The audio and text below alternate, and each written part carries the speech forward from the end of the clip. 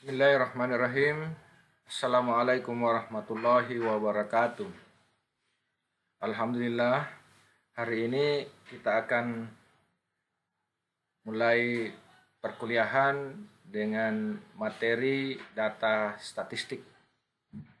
Sebelum saya masuk ke pembahasan yang lebih mendetail, saya perlu memberikan gambaran bahwa mata kuliah statistik ini adalah mata kuliah alat, mata kuliah yang bersifat terapan, sehingga ini penting untuk disimak dengan baik. Mengapa? Karena statistik sebagai ilmu terapan, sebagai alat, tidak hanya bermanfaat untuk saat ini saja Anda pelajari, tetapi ini juga akan menjadi alat untuk melakukan analisa terhadap bidang ilmu atau apapun yang nanti akan Anda geluti setelah menjadi sarjana.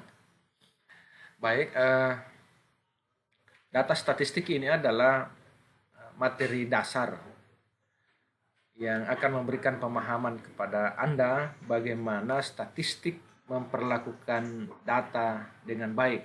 Karena statistik itu bahan bakunya adalah data. Data itu menjadi semacam pemasok utama. Statistik tanpa data tidak akan bisa memberikan informasi apapun. Tapi dengan data, statistik bisa membuat sesuatu lebih bermakna.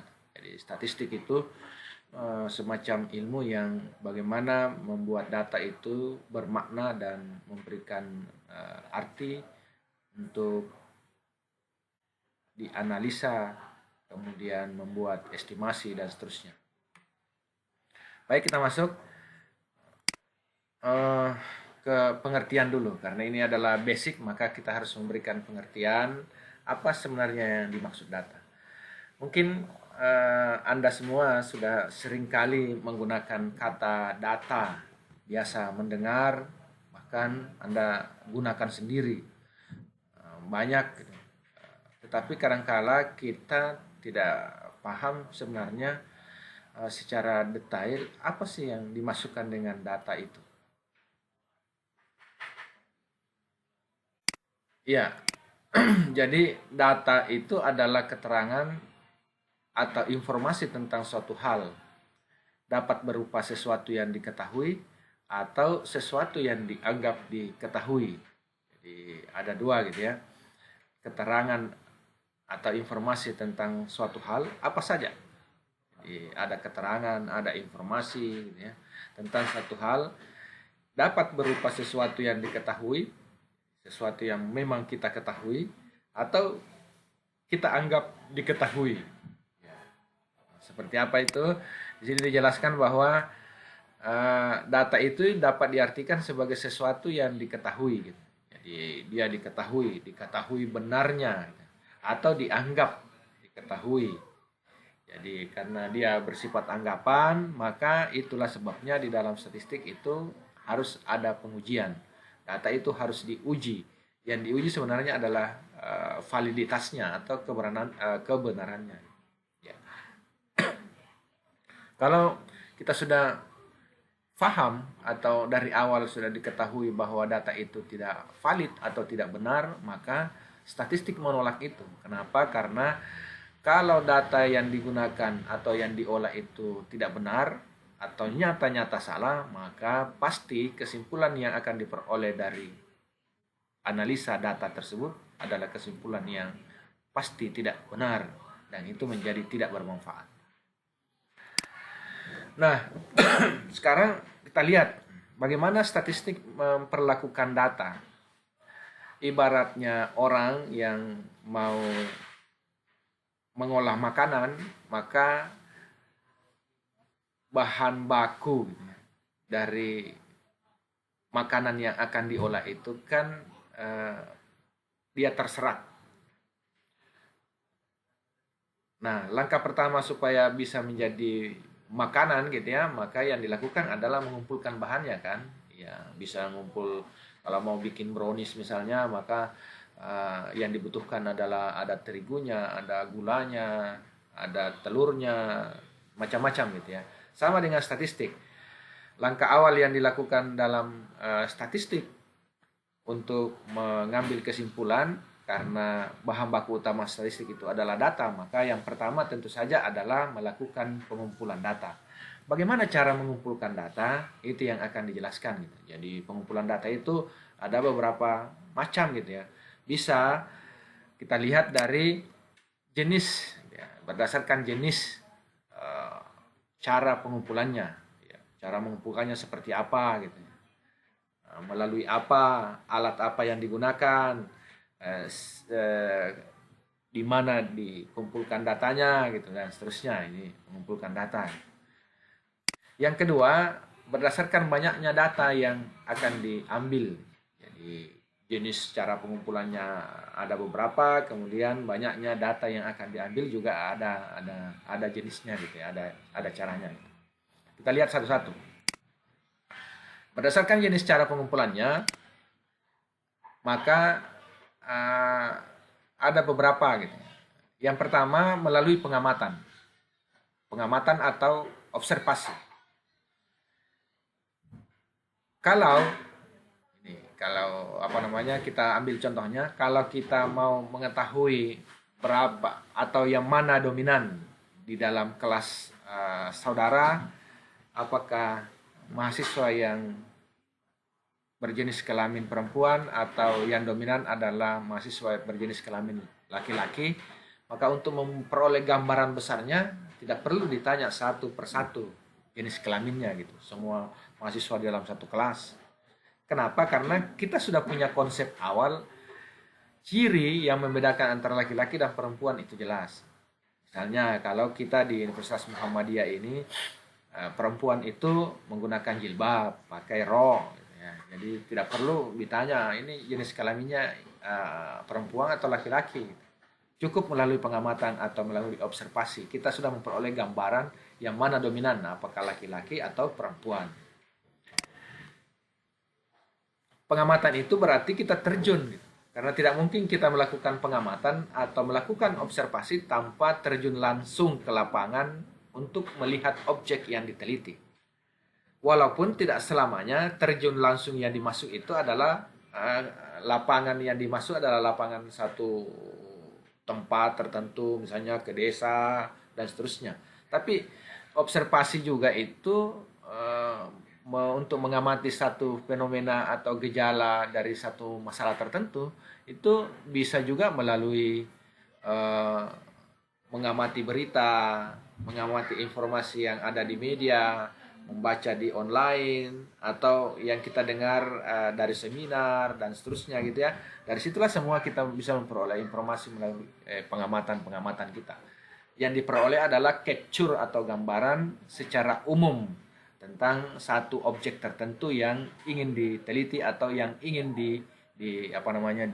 dikumpulkan datanya.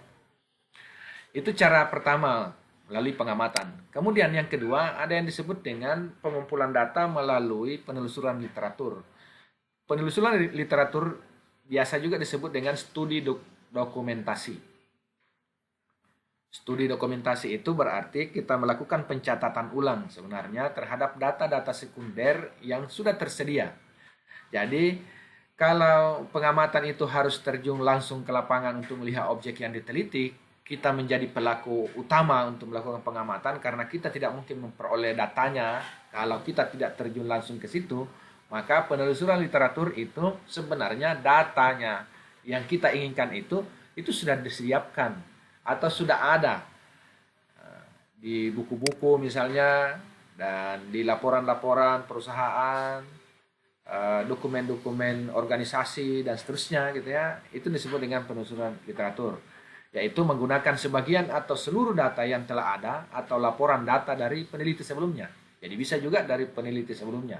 Ada orang yang pernah melakukan penelitian terhadap objek yang kita ingin teliti, kemudian kita datang belakangan juga bisa mengambil data yang sebelumnya itu sebagai rujukan.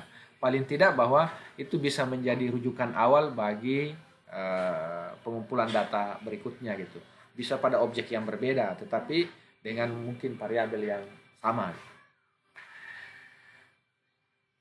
Kemudian yang ketiga, cara pengumpulan data adalah kuesioner. Saya yakin bahwa Anda semua biasa mengisi kuesioner atau biasa disodorkan kuesioner.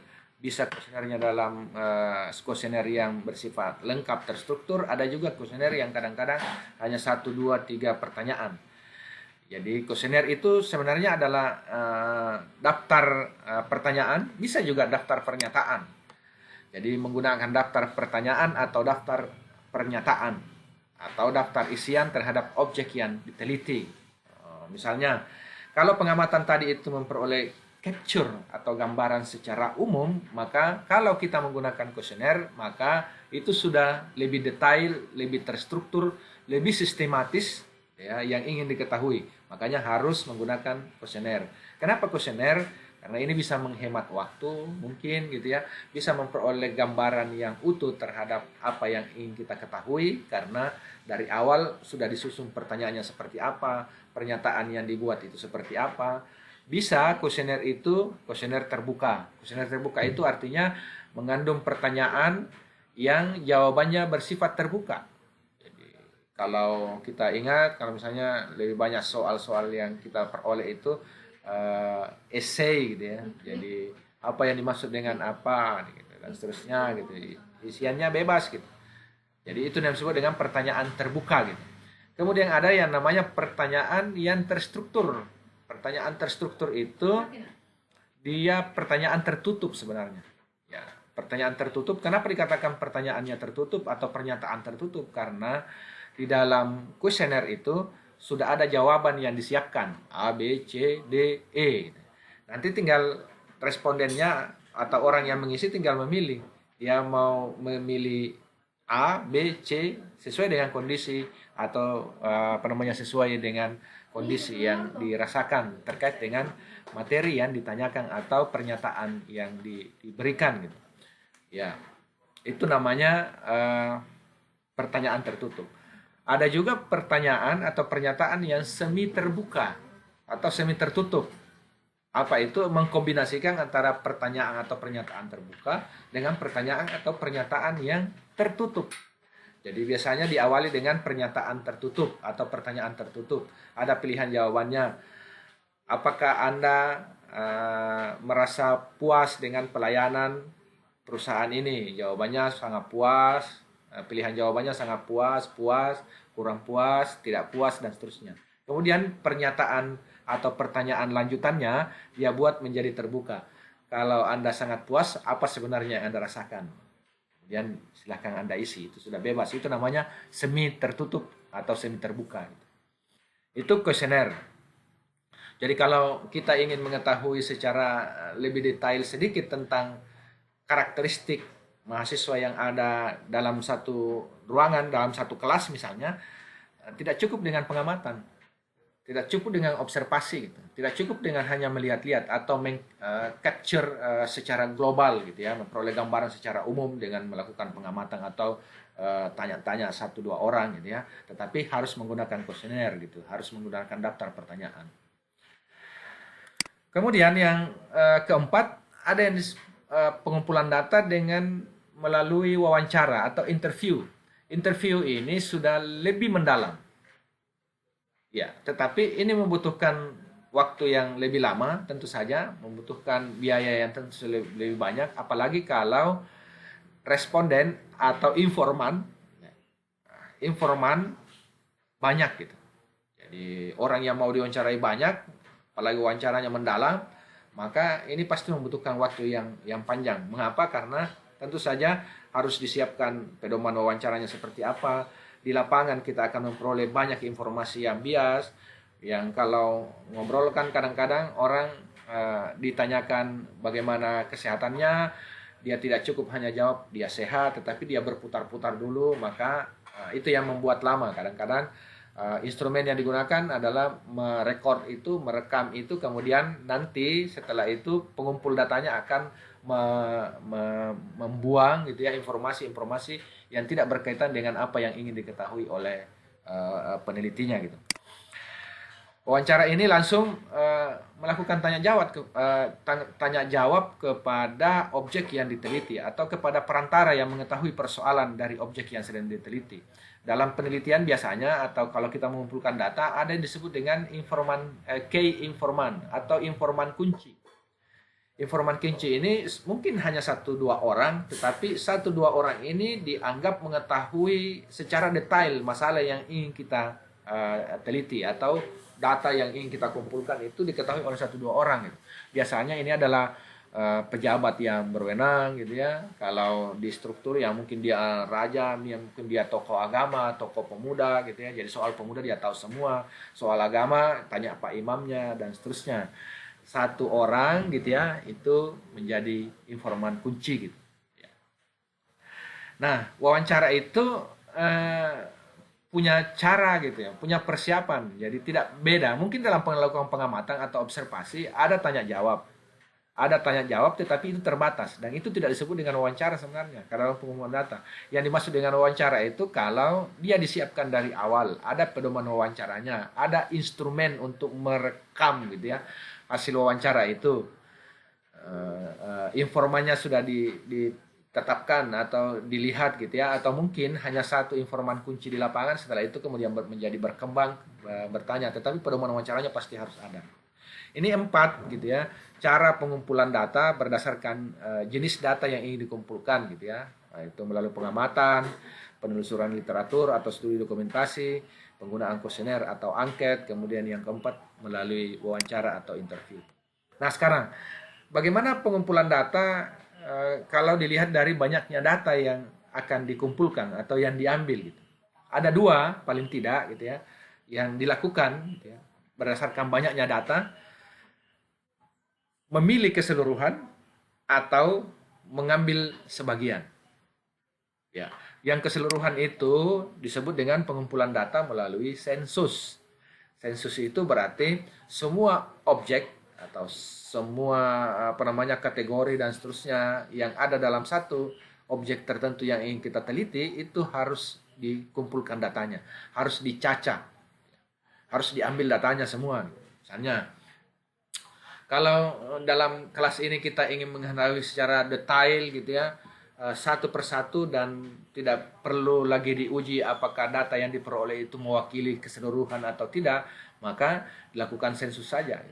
Sepanjang itu punya cukup banyak waktu, ada cukup banyak biaya dan seterusnya, maka semua harus diberikan pertanyaan atau datanya satu persatu dikumpulkan gitu. Iya. Itu namanya sensus, yaitu mengambil elemen atau anggota populasi secara keseluruhan untuk diselidiki. Oleh karena itu, di sensus itu data yang diperoleh disebut sebagai parameter data atau data yang sebenarnya. Bahasa asingnya true value. Data yang benar, data yang berdasarkan fakta, data yang berdasarkan parameter data yang sebenarnya.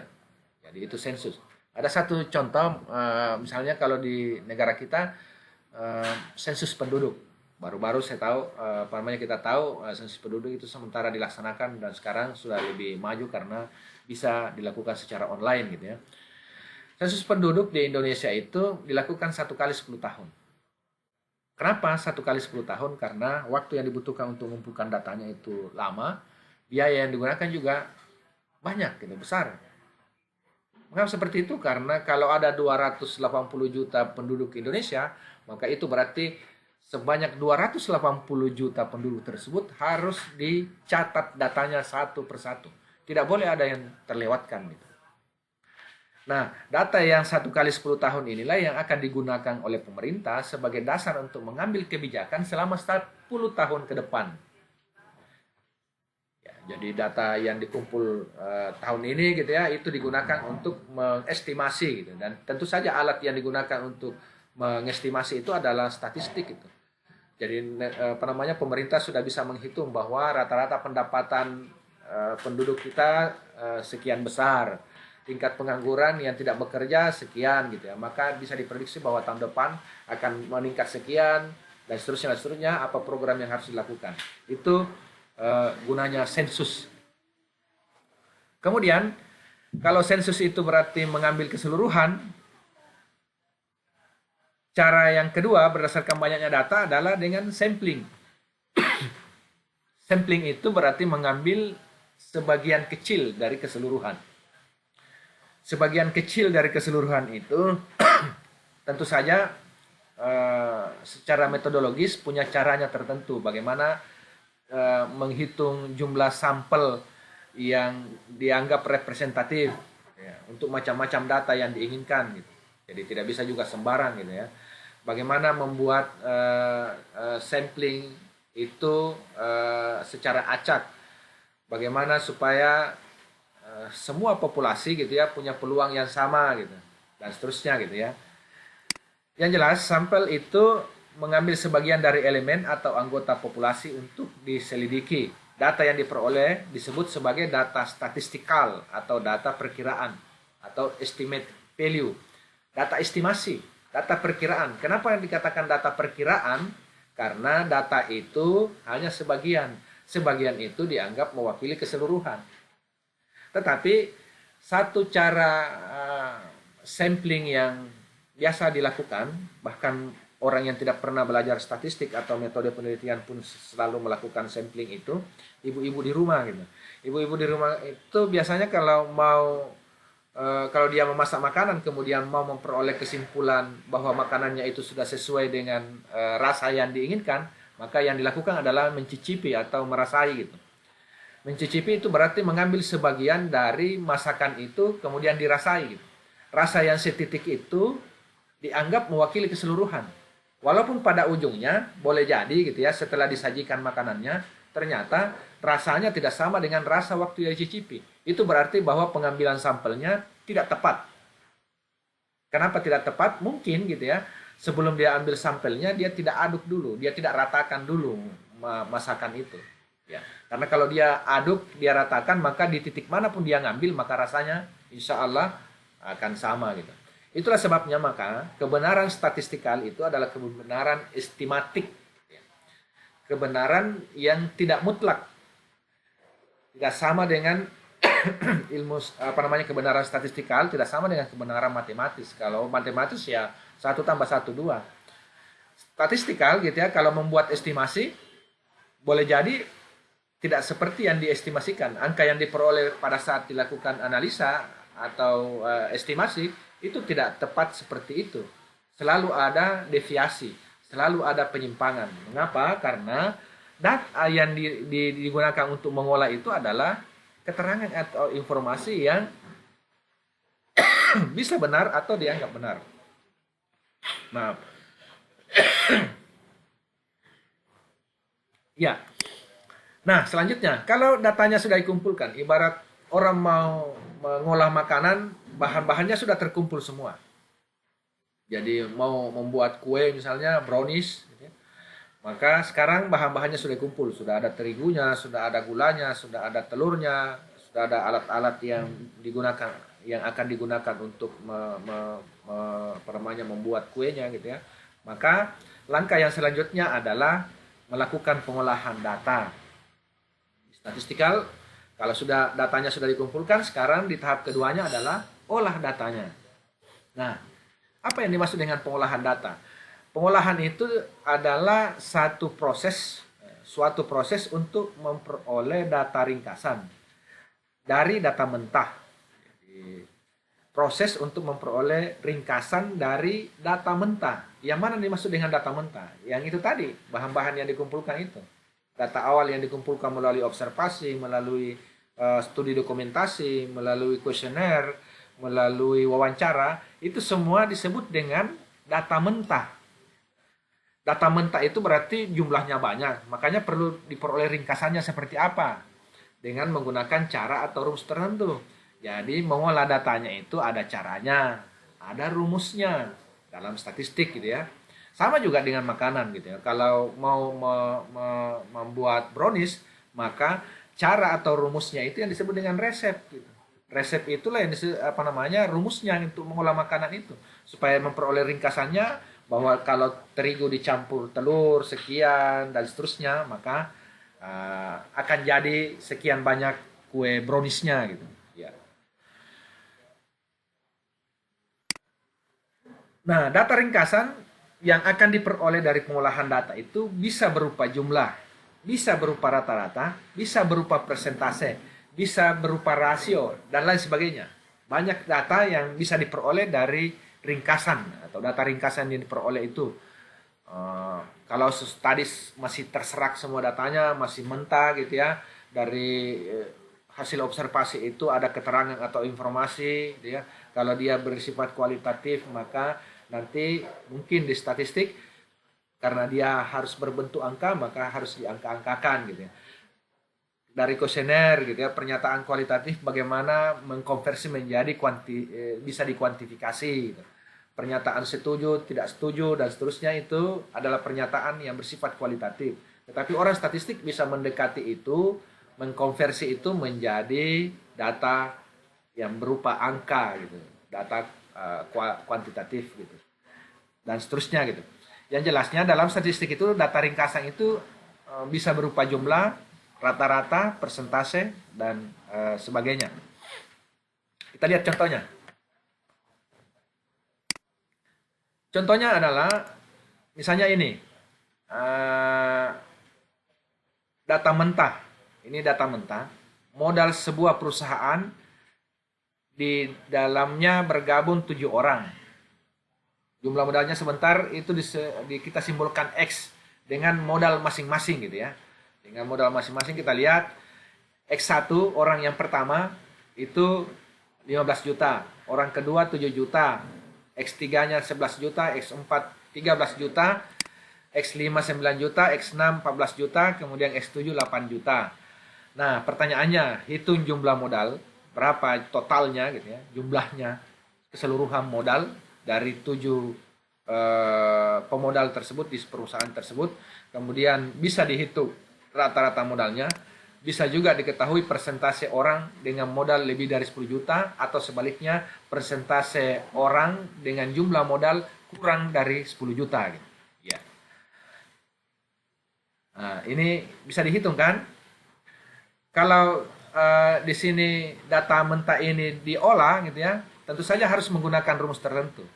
Kalau yang ditanyakan yang ingin diketahui jumlah modalnya, maka rumus yang digunakan adalah rumus penjumlahan. Bagaimana rumus penjumlahan? Ya, pasti tahu lah. Kalau ditambah-tambah ini berarti itu sama dengan jumlah. Tapi kalau dia buatkan simbolnya, maka bisa dibuat seperti ini, sigma X. Jadi sigma X sama dengan X1 tambah X2 tambah X3 sampai X7 gitu. Ya, itu berarti menghitung jumlah gitu. Kemudian kalau rata-ratanya. Kalau rata-ratanya maka gunakan rumus rata-rata. Bagaimana rumus rata-rata? Nah, diingat-ingat kembali gitu. Biasa membuat rata-rata kan. Tapi bagaimana rumus yang digunakan itu kan kadang-kadang kita lupa gitu. Karena kita sudah terlalu sering menggunakan kalkulator gitu ya, maka cukup masukkan. Kita tahu bagaimana sih operasionalnya itu. Rata-rata itu biasa disimbolkan dengan X bar. X bar sama dengan, kalau rata-rata berarti sigma X dibagi N gitu.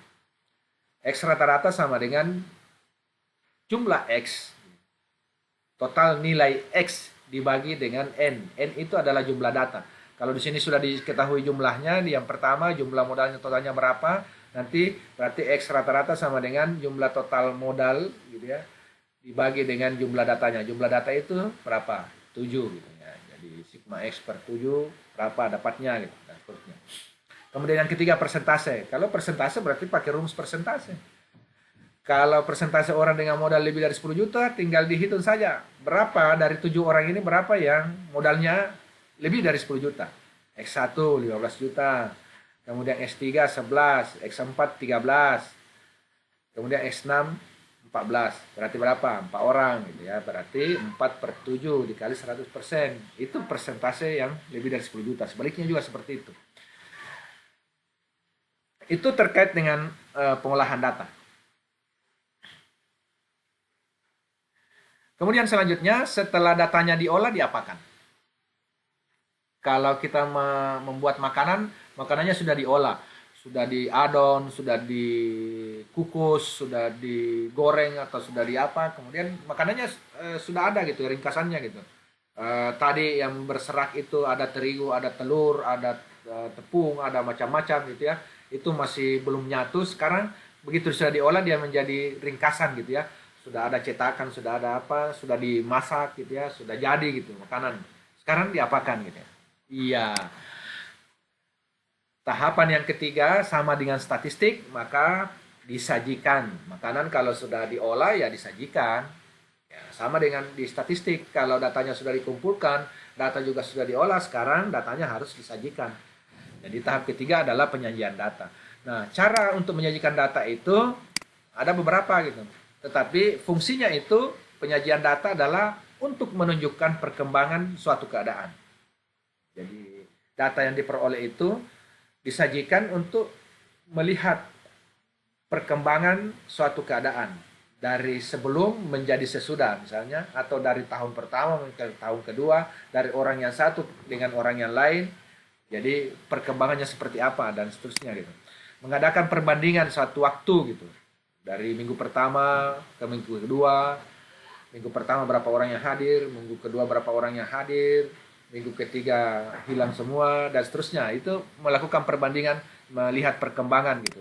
Itu disajikan.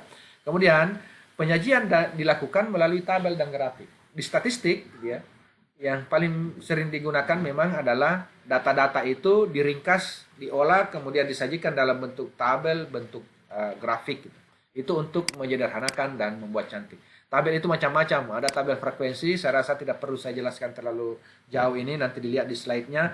Ada tabel frekuensi, memuat banyaknya kejadian atau frekuensi dari suatu kejadian. Contohnya ada. Kemudian ada namanya tabel klasifikasi.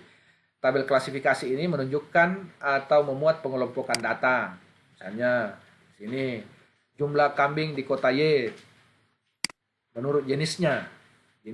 Jenisnya itu maksudnya jenis kelaminnya gitu ya. Jadi jantan berapa ekor, betina berapa ekor, itu klasifikasi itu.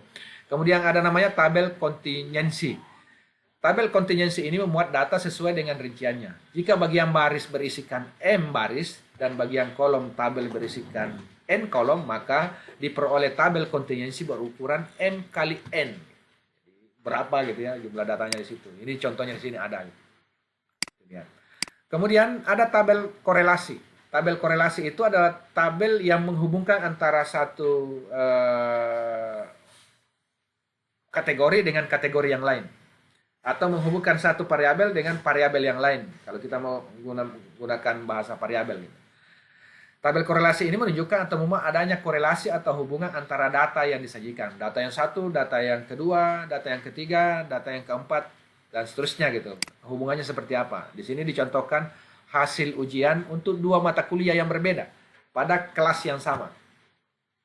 Hasil ujian mata kuliah statistik dan mata kuliah akuntansi 100 mahasiswa di Fakultas Ekonomi dan Bisnis. Gitu.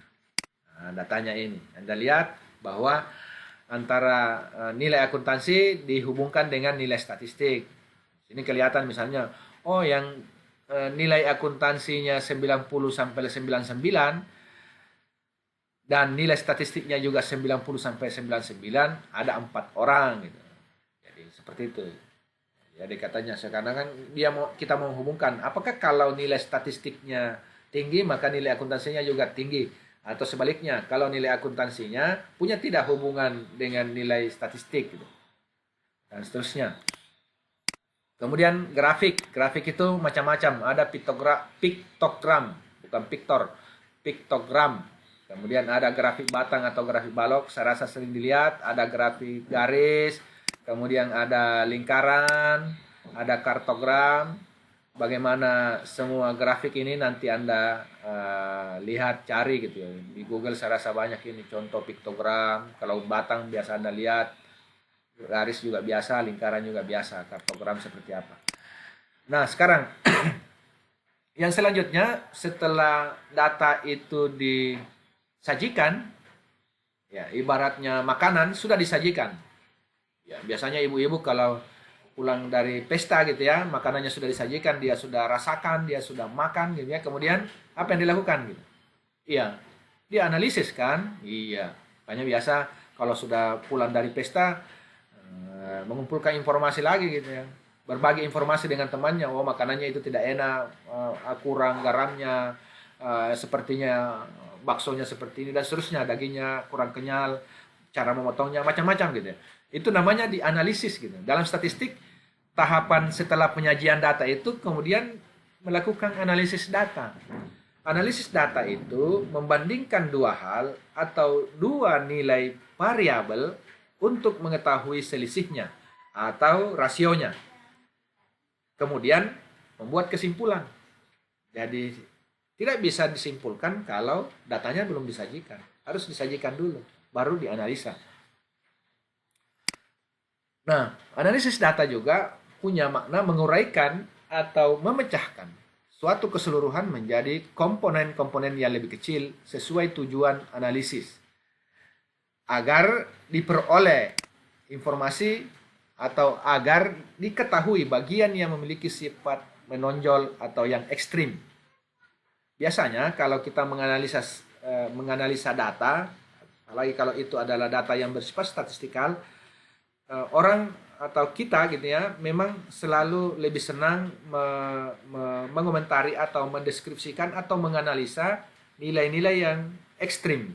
Apakah itu ekstrim ke atas atau ekstrim ke bawah. Ekstrim itu maksudnya nilainya menonjol. Menonjol terlalu tinggi kah atau terlalu rendah. Misalnya, kalau mau mengukur kepuasan pelanggan, maka dari data-data yang terkumpul itu mungkin ada penyebaran, ada sekian persen yang sangat puas, kemudian sekian persen yang sangat tidak puas. Biasanya yang puas itu dia bagian tengahnya diabaikan gitu ya, karena itu berarti tidak ada masalah. Yang butuh dijelaskan adalah persentase yang sangat puas itu berapa, kemudian persentase yang sangat tidak puas itu berapa gitu. Mengapa yang sangat puas yang perlu dideskripsikan? Karena itu ekstrim gitu. Artinya, kalau perusahaan ingin secara mendetail memperoleh informasi apa yang harus dilakukan supaya pelanggannya puas, maka mestinya dia harus bisa mengejar informasi dari kelompok yang sangat puas itu. Karakteristiknya seperti apa gitu. Demikian sebaliknya, ekstrim bawah itu misalnya pelanggan yang sangat tidak puas. Pelanggan yang sangat tidak puas itu yang dianggap sebagai masalah gitu. Yang perlu segera dilakukan penanganan. Makanya detailnya harus bisa dijelaskan gitu.